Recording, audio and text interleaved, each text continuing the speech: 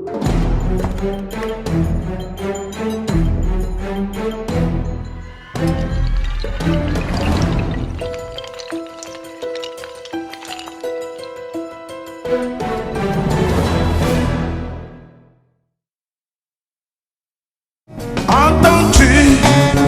la voix des grandes eaux? Entends-tu, entends-tu, entends-tu,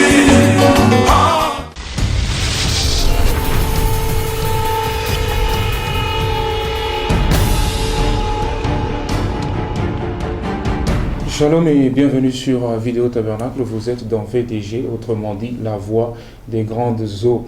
Une émission qui a jeté son dévolu dans la recherche doctrinale selon les enseignements du prophète William Marion Branham. Aujourd'hui, nous parlons de l'une des plus grandes révélations selon le prophète et le message de la divinité du Seigneur Jésus-Christ. Et aujourd'hui, nous avons reçu pour ce sujet l'intervention du pasteur René Ebongue, qui est le pasteur de Grâce Divine Tabernacle ici en France, à Paris, de là où nous vous parlons. Merci beaucoup, pasteur René, que Dieu vous bénisse.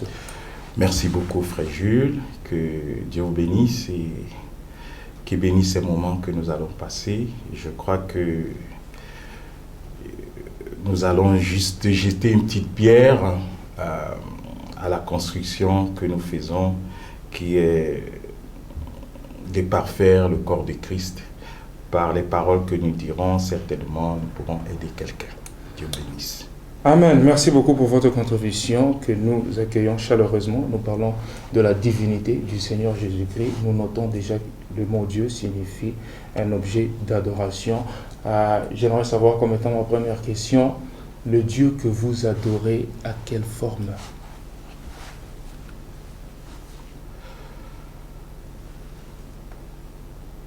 Pour répondre à cette question, je pourrais faire un petit historique de ce que c'est que Dieu déjà.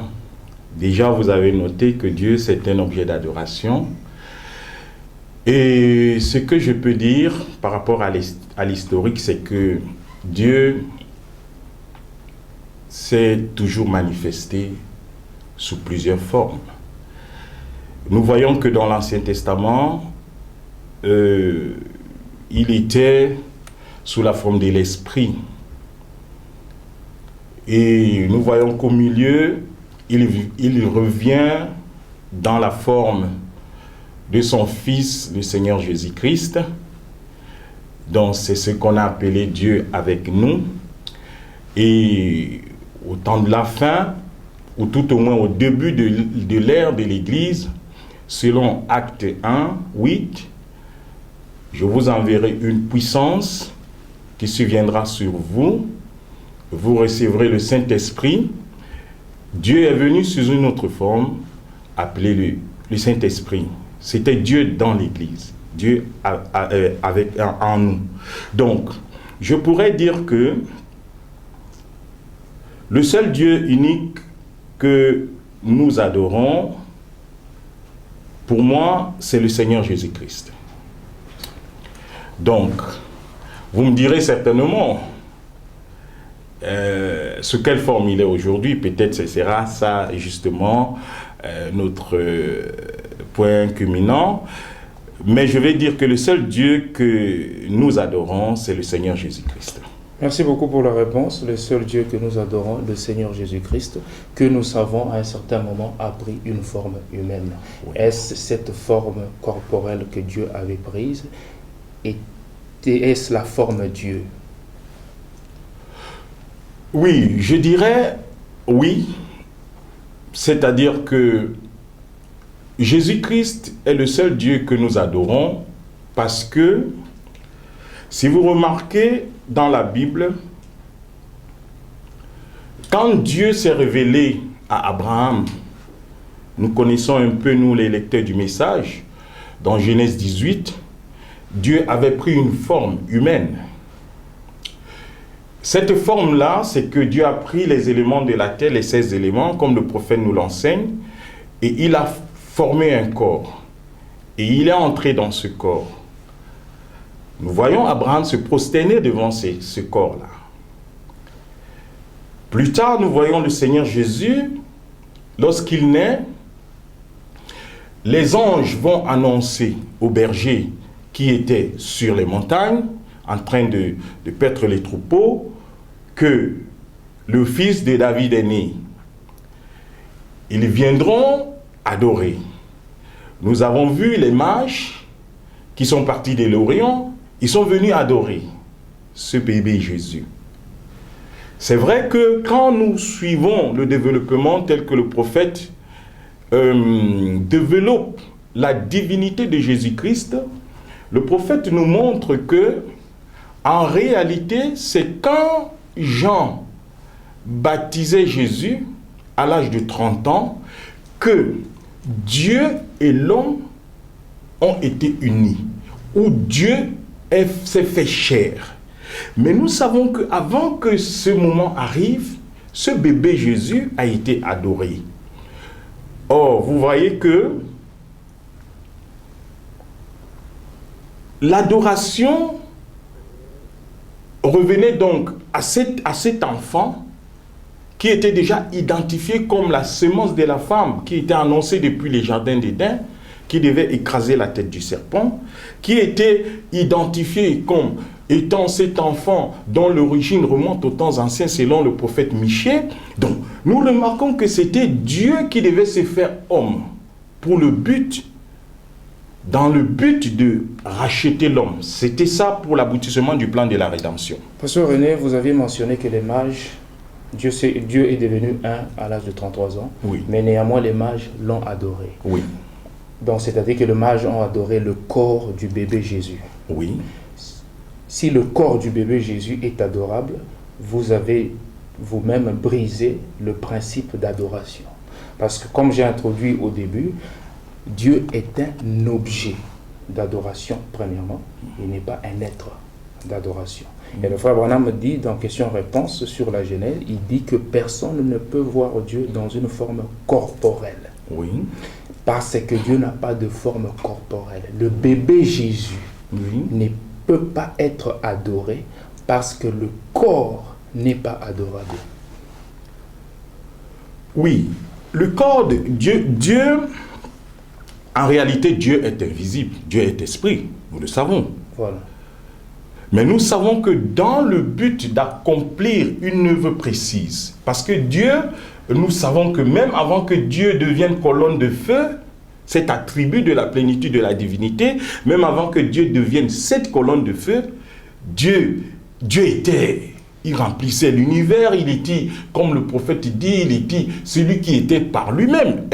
Elohim, c'est lui qui vivait de lui-même. Donc, mais après cela, le prophète nous enseigne que il s'est condensé et il est rentré, il est devenu cette lumière, cette colonne de feu. Or, dans cette forme-là, il était toujours esprit. Or, le prophète nous enseigne que dans le message, la divinité de Jésus-Christ, justement, le prophète il dit que c'est comme quelqu'un parlant de l'autre jour, Dieu. Qu'était-il quand il était là-bas, il y a des millions et des millions d'années, juste comme cet espace ici, et puis il s'est condensé dans le Logos, et ensuite il est vint du Logos et descendu en Christ. Voyez-vous, c'est seulement Dieu descendant comme ceci, la terre, puis rentrant de nouveau à Dieu. Il dit, ne voyez-vous pas ce que je veux dire, faisant simplement une rotation.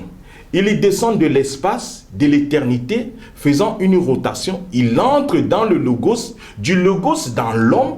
Enfin, il retourne de nouveau là même. C'était dans un seul but, celui de racheter cet homme-là qui était tombé. Donc, vous voyez que Dieu quitte cette fonction, ou si vous voulez, cet attribut esprit, parce qu'il est dans l'obligation de racheter l'homme. Or, pour racheter l'homme, il faut être son parent. Donc, Dieu, c'est d'où c'est là où les Trinités ont manqué de comprendre. En réalité, ce Dieu-là, parce que c'est le même Dieu qu'il vient dans la forme humaine en Jésus-Christ pour racheter l'homme. Le même Dieu qui vient sous la forme humaine en Jésus-Christ pour racheter l'homme. Oui. Néanmoins, le corps qu'il porte Oui. ne peut pas être adoré. Parce que le frère Branham dit, dans Christ identifié au travers de tous les âges, il dit au paragraphe 36, l'homme, il dit que, alors remarquez maintenant, Dieu, Jésus a dit, ceux à qui la parole vint furent appelés Dieu. C'était des prophètes. Maintenant, l'homme lui-même n'est pas Dieu. Le corps de Jésus n'était pas Dieu non plus. Oui. Donc, c'est-à-dire que le corps de Jésus-Christ n'était pas Dieu, c'était l'homme et Dieu était voilé derrière lui. Dieu est venu dans le but de racheter, mais néanmoins son corps ne peut pas être adoré, selon cette citation. Oui, je comprends. C'est-à-dire que le prophète il montre, d'après la citation, que Dieu dans la forme physique. Mais ce que vous devez comprendre, c'est que le corps de Jésus, Frère Branham appelle ça la demeure de Dieu. Il appelle ça la résidence. Mais une résidence qui n'a pas été éternelle. Oui, mais voilà pourquoi il le dit lui-même que Dieu vient sous 3 formes. Donc, quand vous remarquez, Frère Branham, et dire que Dieu vient sous 3 formes, c'est-à-dire que même quand il vient sous la forme du Fils, l'attribut Fils, c'est-à-dire Jésus, c'est toujours Dieu, ce n'est pas autre chose, c'est toujours Dieu. Le problème est que le problème n'est pas Dieu ou non. Oui. Mais le problème, c'est de l'adoration. Même s'il vient dans la tribu de fils, il porte un corps, Dieu ou non, mais ce corps ne peut pas être adorable premièrement. Vous acceptez cela? Non. Parce que le corps de Jésus, c'est un corps, comme la Bible nous enseigne, qui est venu directement de l'Esprit du Père. Voilà pourquoi Frère Branham me dit, nous avons contourné notre théophanie, mais ce corps est venu de l'Esprit directement à la chair. Donc, remarquez que quand vous regardez l'histoire des hommes, aucun homme, Adam, bien sûr, il est venu de l'Esprit directement aussi, n'a ce cheminement-là. Voilà pourquoi même, bien que certains prophètes de Dieu étaient remplis de l'Esprit, je prends le cas de Moïse, qui a rencontré la colonne de feu, qui est l'attribut de la plénitude de Dieu, de la divinité. Ayant rencontré Dieu sous cette forme, la Bible dit que Moïse était obligé de se voiler le visage afin que les enfants d'Israël ne puissent pas contempler cette gloire passagère. Or, Moïse pouvait se targuer, puisque Dieu lui-même, quand il lui donne la commission à Moïse, il dit « Je te fais Dieu ». À 2 endroits de la Bible, ce n'est pas avec un petit D, avec un grand D. Donc, ce que nous remarquons, c'est que, malgré cela, Moïse ne pouvait pas accepter l'adoration. Nous revenons dans le cas de notre prophète William Branham. Vous savez que pour accomplir le ministère de Luc 17:30 que le prophète a accompli dans notre génération, ce n'était pas une portion de la colonne de feu. Il fallait la totalité de la colonne de feu parce que c'est le ministère de Jésus-Christ qui devait se réincarner. Avant d'arriver au ministère du frère Branham, vous aviez parlé du corps de Jésus qui est venu directement de l'Esprit. Raison pourquoi, selon vous, on peut l'adorer, adorer ce corps. Mais le frère Branham dit aussi, vous reliez-moi cette citation de Demeure future, le frère Branham dit dans 310 Demeure future, et voilà qu'est-ce qui est descendu du ciel, et qu'est-ce qu'est descendu du ciel la forme d'une colombe, une voix disait, ceci est ma partie de la terre. La voix disait, il interprète maintenant ce qui est arrivé. Ceci est ma partie de la terre que j'ai rachetée. Et de cette partie de terre, je rachèterai le reste. Et le frère Branham continue au paragraphe 312, il dit Jésus. Oui. était une partie de cette terre Oui. sous laquelle le Saint-Esprit était descendu. Oui. Quoique vous dites qu'il est venu de l'Esprit, mais le frère Branham dit que Jésus était une portion de terre. Il avait les 16 éléments. C'est pourquoi ce corps n'est pas digne de recevoir de l'adoration. Non, c'est-à-dire que, vous voyez, ce sujet relie toute l'Écriture. Parce que là, ça nous amène même à la sémence du serpent. Vous savez, la chose, quand Dieu a créé Adam, Adam était un Dieu sur la terre. La chose qui fait que ce corps-là, on peut l'adorer parce qu'il n'a pas été contaminé. Il n'a pas été contaminé par la race d'Adam. Et à partir de ce moment, c'est un corps, même si c'est de la poussière de la terre. Je crois que le prophète, il peut dire, même la Bible, c'est le langage des prophètes, même la Bible parfois, vous voyez, la Bible peut donner une opinion et elle donne une autre opinion qui semble contredire, mais ça ne se contredit pas. Je vais dire que quoi? Le problème dont nous parlons ici, ça remonte jusqu'à la sémence du serpent. Vous voyez que Dieu a contourné la voie par laquelle tous les hommes viennent sur la terre, justement parce qu'il ne voulait pas polluer. Et vous savez que Frère Branham nous dit, la vie vient du mal. Donc, et il dit, il n'y a même pas une goutte de sang de la femme dans le corps de l'enfant. Donc, cet enfant Jésus, la vie de ces bébés, ce n'était que Dieu. Le frère Branham dit ceci, pasteur René, excusez-moi de couper dans l'accusation. Oui. Si vous faites de ce corps Dieu, Oui. cela veut dire que vous avez un Dieu qui meurt à la croix. Oui. Il dit au paragraphe 154, ils ont pu crucifier le corps Oui. dans lequel habitait Dieu, Oui. le Fils de Dieu. Ça, ils ont pu crucifier, mais ils ne peuvent pas crucifier Dieu. Oui. Si le corps est Dieu, adorable, cela veut dire que vous avez Dieu qui meurt au calvaire. Non, c'est-à-dire que Frère Branham nous montre que, en réalité, Dieu, esprit, sans ce corps de Jésus, il ne peut pas rédempter l'homme. Nous ne parlons pas de la rédemption, nous parlons de l'adoration. De l'adoration. D'accord. Ok. Je vais dire que quoi? Le corps, en réalité, le corps de Jésus, parce qu'en fait, le problème que je comprends, c'est que le corps de Jésus ne peut pas être adoré. Selon plusieurs citations. Oui. Mais je crois qu'il y a des citations aussi que Frère Branham reliera pour montrer que ce corps est adoré. Quand il parle, par exemple, sur les mages, il montre que ils sont venus dans les dons appropriés. Frère Branham dit, ils ont amené des dons qui étaient appropriés à cet enfant. L'or, c'est la divinité.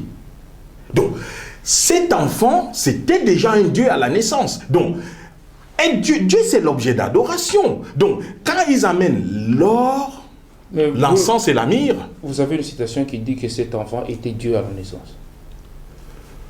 Pas forcément dans ces termes-là. Parce que le frère Branham interprète ce que les mages ont fait. Oui. Le frère Branham dit dans Apocalypse chapitre 4 de ce que les mages avaient fait. Oui. Il dit ceci.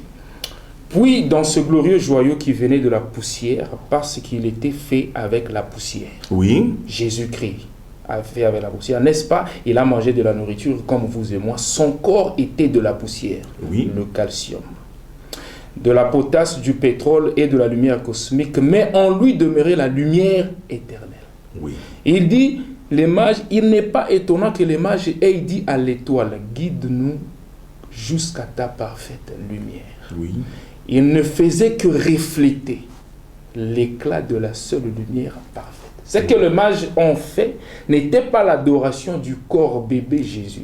Mais le frère Branham dit il ne faisait que refléter l'éclat de la seule lumière parfaite et les mages n'ont jamais adoré le corps bébé Jésus. Bon, mais nous pouvons retourner à la Bible. Mais la Bible est interprétée par le prophète. La Bible n'est pas notre livre. C'est vrai. C'est vrai que c'est le prophète qui nous donne l'interprétation. Peut-être qu'on n'a pas assez de temps pour que je ressorte les citations où Frère Branham précise dans ce message la divinité de Jésus-Christ. Frère Branham montre dedans que c'était un bébé à la crèche, bien sûr, mais ce bébé était Dieu. Je pense que si nous avons le temps de parcourir, ou bien vous pouvez le lire, la divinité de Jésus-Christ, le message prêché en 59, je crois. Je ne peux plus savoir dans quel paragraphe, mais je pense que Frère Branham nous montre, parce il a prêché ce message le 25 décembre pour montrer comment le bébé Jésus n'était pas simplement un bébé dans la crèche. Il était plus que cela. Il montrera qu'il était plus qu'un bébé dans la crèche. Et toutes les Écritures montrent en réalité que cet enfant, si vous prenez Ésaïe 9, cet enfant,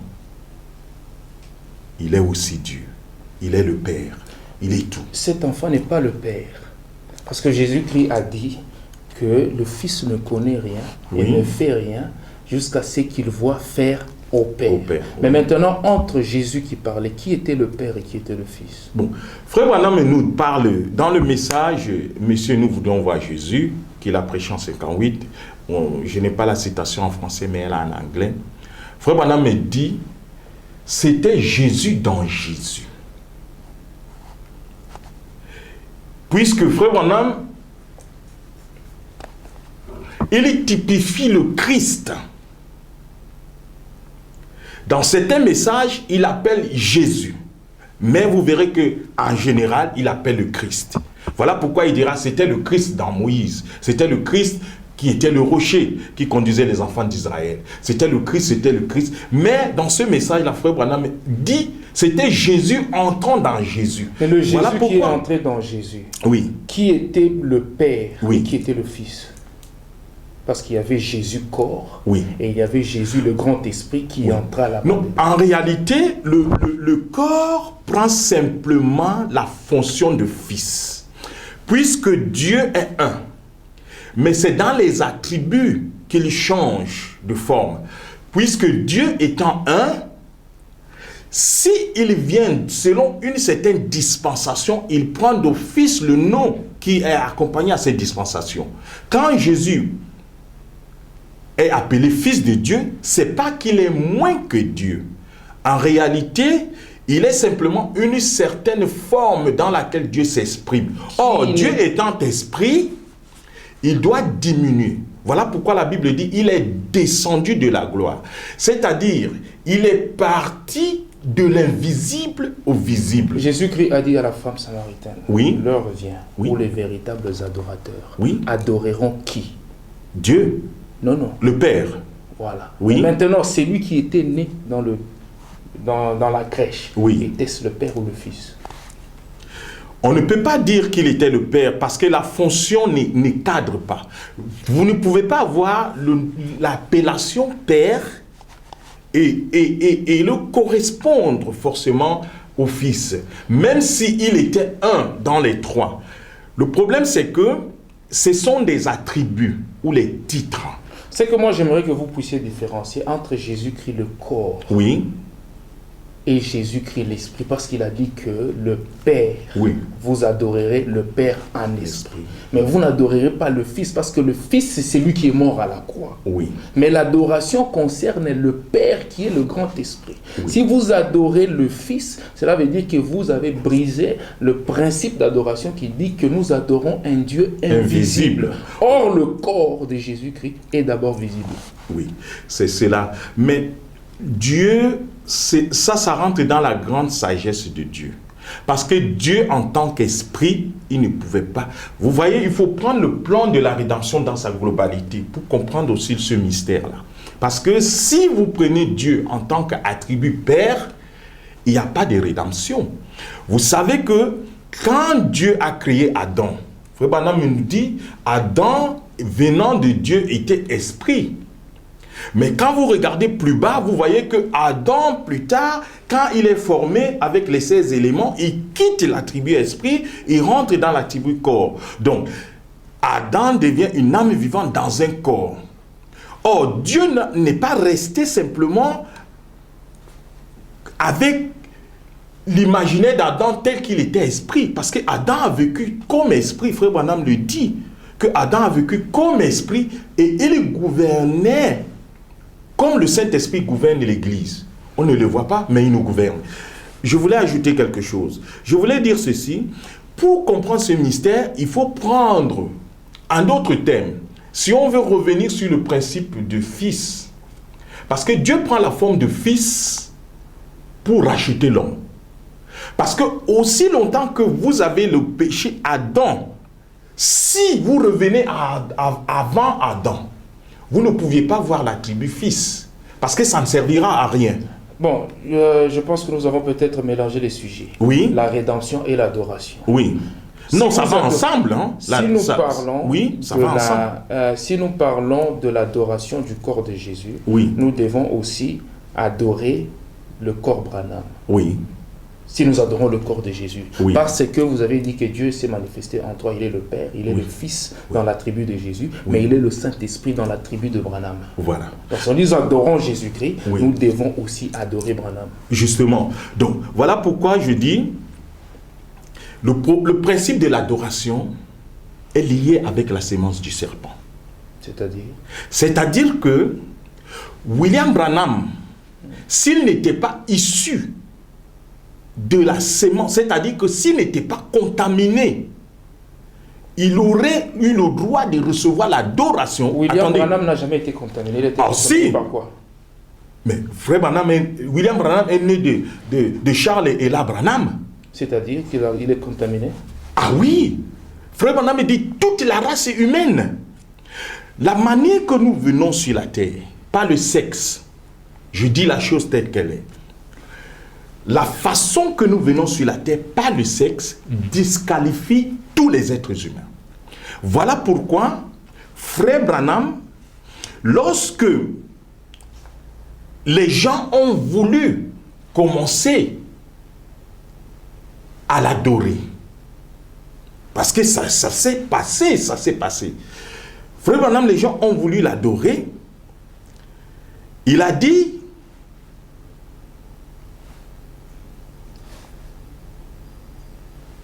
ne le faites pas, parce que je suis l'un de vos frères, un prophète. Nous voyons dans Apocalypse 22 que Jean, regardez Jean dans la dispensation où Dieu l'a élevé, il a été enlevé au jour du Seigneur. Et Jean parlait de cet ange qui lui montrait des choses. Apocalypse 22, vous verrez que quand il a voulu adorer cet ange, c'était frère Branham. Il a voulu adorer cet ange lui a dit, ne m'adore pas, adore Dieu. Je suis l'un de tes frères les prophètes. Donc frère Branham, même dans cette dispensation-là, où il montrait les choses à Jean, il a refusé l'adoration. Vous savez, la Bible dit, frère Branham nous dit, je vais lire ça. La Bible, frère Branham nous dit dans question et réponse 64, paragraphe 409, une sœur a fait environ 800 000 pour venir au tabernacle. Elle disait croire que vous êtes Jésus-Christ incarné. S'il vous plaît, parlez de ceci. C'est là le principe de Jésus-Christ incarné. William Branham était Dieu incarné, il n'était pas Jésus-Christ incarné. Voilà pourquoi j'ai dit, là-dedans, il y a le corps qui fait barrière. Parce qu'il y a la contamination. Cette contamination dont vous parlez n'est plus une contamination. Pourquoi? Parce que le frère Branham a dit que Jésus-Christ, son sang a nettoyé la terre. Raison pour laquelle Elohim, qui avait pris les éléments de la terre avec Abraham, a pris les mêmes éléments de la terre qui étaient nettoyés par le sang de Jésus-Christ. Et le frère Branham dit dans l'influence, il dit que la naissance naturelle est pour moi un plus grand mystère. Plus que la naissance virginale. Alors, la contamination n'existe pas. Non, si, quand Frère Branham le dit, c'est dans le principe du mystère qu'il y a 2 millions de spermatozoïdes qui sont jetés et dans les 2 millions, ils doivent se battre pour qu'un seul arrive au but. Voilà pourquoi il dit, elle est mystérieuse. Parce que la naissance virginale, Dieu souffle seulement son esprit, c'est très facile. Alors que dans la naissance naturelle, il y a 2 millions de spermatozoïdes qui vont se battre et atteindre l'objectif. Ce que je veux dire, c'est que quoi? C'est que quand je parle de contamination, c'est que tout homme qui n'est pas le sexe, il ne peut pas valoir la rédemption devant Satan. Parce que Satan va toujours le ramener au péché d'Adam. Voilà pourquoi il fallait que Jésus vienne de cette manière. Il a contourné le sexe pour briser justement cette chose. Et regardez que justement Jésus vient mourir pour permettre qu'un homme puisse recevoir le livre. Parce qu'en réalité, la mort du calvaire, c'était de pourvoir la voie pour qu'un homme de nouveau puisse prendre le livre de la rédemption. Voilà pourquoi William Branham, après la mort de Jésus, il pouvait recevoir ce qu'il a reçu aujourd'hui. Si vous enlevez le calvaire, le ministère de Branham s'écroule. Le ministère de Branham est la réplique du type qui s'est passé avec Abraham, oui, qu'il a reçu sans le calvaire. Et le frère Branham dit que Abraham a adoré l'homme qui était devant lui. Mais justement, et il dit que la sémence d'Abraham fera la même chose, car Abraham a reconnu que Elohim était devant lui et s'est prosterné. Voilà. Si c'est le cas, nous devons aussi nous prosterner devant William Branham. Justement, donc, regardez, tous les éléments du tableau sont identiques. Le seul élément, justement, c'est que le corps que Dieu a utilisé dans Genèse 18 pour rencontrer Abraham, c'était un coup créé. Dieu a pris les 16 éléments, il l'a formé et il est entré dedans. Il n'y a pas eu de sexe, il n'y a pas eu de sensation. C'est la même chose qui s'est passée avec le corps de Jésus. Remarquez que Dieu a été adoré dans ce cas-là. Dans le cas de Jésus, il a été adoré. Mais quand vous venez vous prosterner devant Branham, Branham vous relève. Il dit non, ne le faites pas. Pourquoi? Le seul élément, tous les autres éléments du tableau sont conformes. Le seul élément, c'est la contamination. C'est de ça que je vous parle. Et d'autres choses, je vais ajouter autre chose. Pourquoi il y a un petit bémol? Le corps que Dieu a utilisé à la rédemption, je vais dire dans Genèse 18, ne pouvait pas te racheter toi et moi. Pourquoi? Parce que c'est... Voilà pourquoi j'ai dit, ce sujet, écoute frère Jules, ce sujet est lié avec la sémence du serpent. Parce que ce corps-là n'étant pas né de la femme, ce corps-là ne pouvait pas racheter l'homme. C'est-à-dire que si Dieu venait avec le corps de Genèse 18, il venait dire à Satan, je suis venu racheter Adam, le diable allait rire à son... Mais néanmoins, ce corps, Abraham s'est prosterné devant... Parce que c'était tout Dieu dans ce corps. Et dans ce corps que nous avons aujourd'hui, nous avions eu tout Dieu. Justement, c'est pourquoi j'ai dit tous les éléments du tableau sont là. Mais je crois que Branham en lui habitait la plénitude de la divinité. Mais pourquoi ne pas la seule chose, c'est cette barrière que j'appelle la contamination. Parce que du moment où Branham est né par Charles et là, ils ont eu un rapport. Et ce rapport fait que tout enfant, tout homme qui naît de cette manière, il ne peut rien valoir devant. Il ne mérite pas l'adoration. Parce que je vous donne une citation. Il devient immortel. Oui. Il devient immortel, mais néanmoins le frère Branham dit ceci. Oui. Regardez à l'invisible, au paragraphe 17. Oui. Il dit que vous qui priez, oui, rappelez-vous, cela produit des effets sur moi. Oui. Vous voyez, quand vous priez et que vous demandez ces choses, cela revient tout droit sur moi et me garde éveillé pendant des heures dans la nuit. Oui. Le frère Branham recevait les prières des gens. Oui.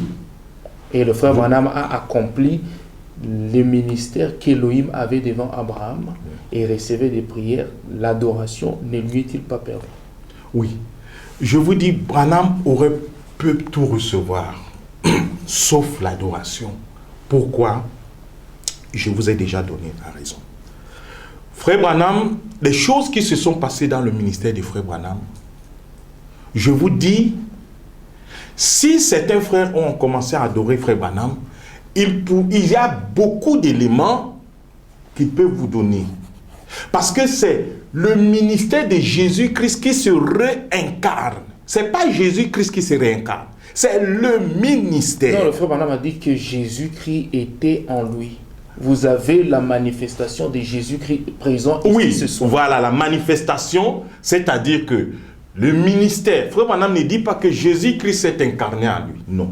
Voilà pourquoi Frère Branham a appelé ça la doctrine selon laquelle je suis Jésus incarné. Il ne croit pas ça, Frère Branham. Frère Branham ne croit pas qu'il était Jésus incarné. Mais Frère Branham avait incarné le ministère de Jésus-Christ. C'était la réincarnation du ministère de Jésus-Christ. Le ministère, c'est quoi? C'est la personne, parce que le ministère, c'est la personne. Non. Le Frère Branham interprète Jean, je pense Jean chapitre 14. Il dit que Jésus-Christ, quand il a dit que je viens vers vous et moi et le Père, je viendrai. Il dit que vous ne pouvez pas avoir l'Esprit sans avoir le Père, sans avoir le Fils. C'est lui-même la personne qui vient. Le ministère et la personne, c'est la même chose. Jésus-Christ, c'est le nom du Père, parce qu'il a dit que je suis venu dans le nom de mon Père. Oui. Quand on dit que Jésus-Christ vient, c'est le Père qui vient. Oui. Alors comment vous pouvez dire que le ministère... Parce que Frère Branham me dit ceci. La personne que vous avez ici, bon, je vais te lire 2 brèves citations. Il dit, les ministères doivent être pareils. Au point que, il dit, je vois que certains d'entre vous inscrivent les passages. Jean 14, 12. Il va plus loin, il dira, si je peux m'exprimer ainsi, le ministère de Jésus-Christ réincarné dans son Église en ces derniers jours. Il dit bien le ministère de Jésus-Christ réincarné dans son Église en ces derniers jours. Il dira plus loin, c'est moi qui suis concerné là-dedans. Quand vous allez dans la sémence des discordes, il dit, quand un homme est lié, un homme est là à dire qu'il est ministre, pasteur, église quelque part, et qu'il ne croit pas que Jésus-Christ est le même dans les moindres détails, à l'exception du corps. Le même hier, aujourd'hui, ça c'est la sémence de discorde. Vous voyez? Donc la sémence de discorde. À l'exception du corps, nous voyons là-bas que c'est le corps n'est pas... Voilà, justement, donc, Jésus-Christ, c'est le Christ plus le corps. Parce que l'enfant était né Jésus, mais quand il a eu l'onction, il est devenu Jésus-Christ. Donc quand vous prenez Jésus-Christ, vous prenez le corps et l'esprit. Donc Branham, ce qui était réincarné dans Branham, c'est l'œuvre de Jésus, son ministère. Voilà pourquoi Frère Branham, quand on lui a demandé, es-tu Jésus-Christ incarné? Il a dit non. Mais vous voyez que Frère Branham, quand il parle, il dit c'est le ministère réincarné. Parce que nous ne croyons pas à la réincarnation, vous le savez. Frère Branham est contre la doctrine de la réincarnation des corps. Nous ne croyons pas à cela. Mais nous croyons à la réincarnation du ministère. Voilà pourquoi Frère Branham, il avait la totalité du ministère de Jésus-Christ. C'est-à-dire le ministère de Jésus-Christ est revenu à lui. Frère Branham dira dans ce message, dans cette question qu'on lui a posée. S'il vous plaît, parlez de ceci. Une femme a quitté, elle a fait 800 miles pour venir au tabernacle et elle disait quoi? Que vous êtes Jésus-Christ incarné. Vous voyez? S'il vous plaît, parlez de ceci. Elle était très impatiente d'essayer de dire aux autres ce qu'elle pensait. Impatiente, très bien. Bon, bien entendu, cette sœur était dans l'erreur. Je ne suis pas Jésus-Christ. Je suis son serviteur. Parce que Jésus-Christ incarné, ça fait de vous tout de suite Jésus. Parce que c'est l'esprit et le corps qui viennent habiter en vous. Par contre, le ministère incarné, vous avez votre corps. Or, nous savons tous que Frère Branham a travaillé à l'exception du corps physique. Tous les autres éléments, c'était ça. Donc, l'Esprit de Dieu habitait pleinement en Branham, à l'exception du corps physique. Parce que si vous prenez le corps physique, vous prenez l'Esprit, ça devient Jésus-Christ incarné. Et Frère Branham me dit non. Bien entendu, cette sœur était dans l'erreur. Je ne suis pas Jésus-Christ, je suis son serviteur. Nous avons expliqué cela tant de fois. Il dit encore ici pour terminer, je ne désire plus avoir de discernement, vous voyez, à cause de cela. Il dit, pourquoi? Mais il y a tellement de choses, ainsi des choses, de personnes. Ce n'est pas simplement cette région ici, mais c'est dans tout le monde. Voyez-vous? Ainsi, cela me déchire le cœur et cela me garde tout le temps sous tension jusqu'à ce que cela arrive à un point. Et c'est cela qui a fait que les frères commencent la doctrine selon laquelle j'étais le Seigneur Jésus-Christ incarné. Vous voyez que faire de Branham le Seigneur Jésus-Christ incarné, ça brise tout. Frère Branham dit, ça met le ministère en pièces. Mais vous faites de lui Dieu incarné, alors c'est son ministère. C'est celui de Jésus-Christ qui s'est incarné dans le Nouveau Testament en Branham. Pasteur René Ebongué, nous vous remercions d'avoir contribué à cette émission. Que Dieu vous bénisse richement. Que vous bénisse richement, frère Jules, et merci encore pour tout ce que vous faites pour le corps de Christ.